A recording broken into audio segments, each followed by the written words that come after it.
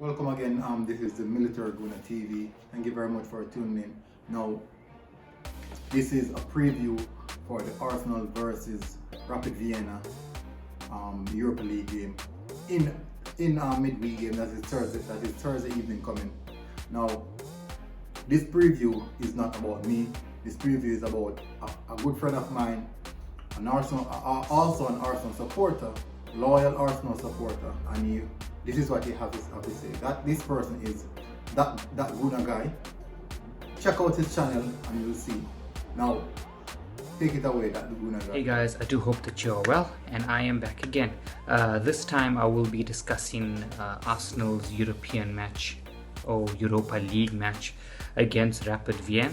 I need to brush up on my Austrian.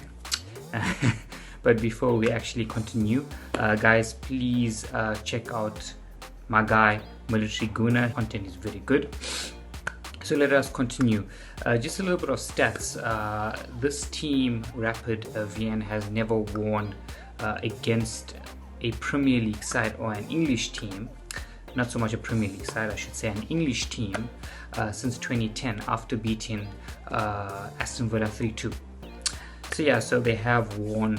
They have beaten an English team, but looking at Arsenal, we have won 4 games so far in the Europa League. We are qualified to the next round. I do see us beating them this coming Thursday, and I don't think we should have any problems. But also, in saying this, I do want to see Mikel Arteta actually play our kids. He needs to start with Balogun. He needs to start with Miguel Aziz. He needs to start with Willock again. He needs to start with Saliba. Please, he needs to start playing William. So upset. Not because that I'm Arteta out. I would be upset because whether Arteta is in or whether he's out, I don't give a shit. If Saliba leaves the club, basically it means that he is gone, guys. This cannot be undone.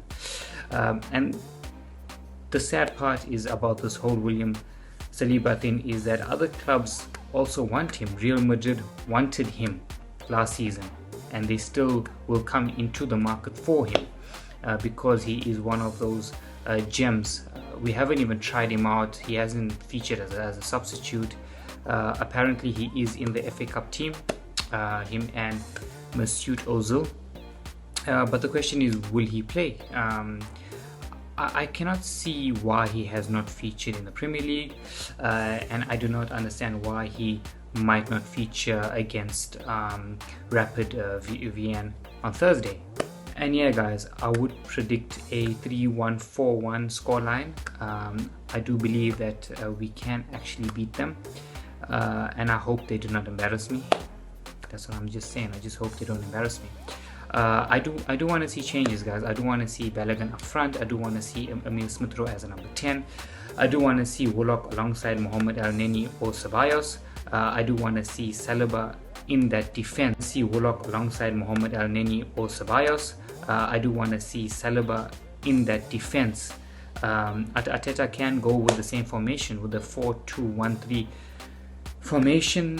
It is an attacking formation. It would work perfectly against Rapid Vienna. I think that he should go with that formation, and we should get a result. This could be a training ground experience for the kids. Remember, we have Spurs this weekend. Guys, Mourinho knows how to play against us. He's been doing it for years.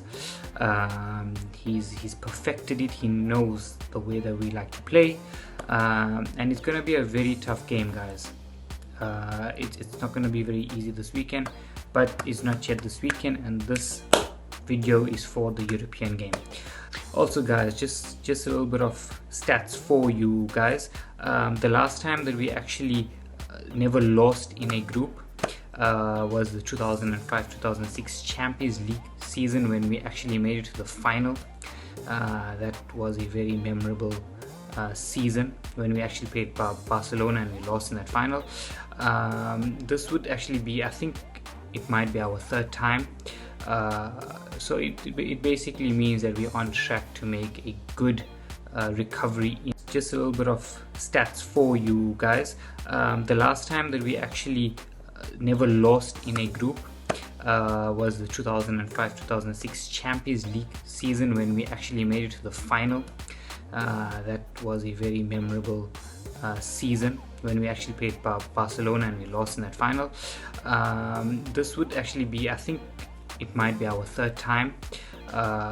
So it basically means that we're on track to make a good recovery in the Europa League, because our league form has been very bad.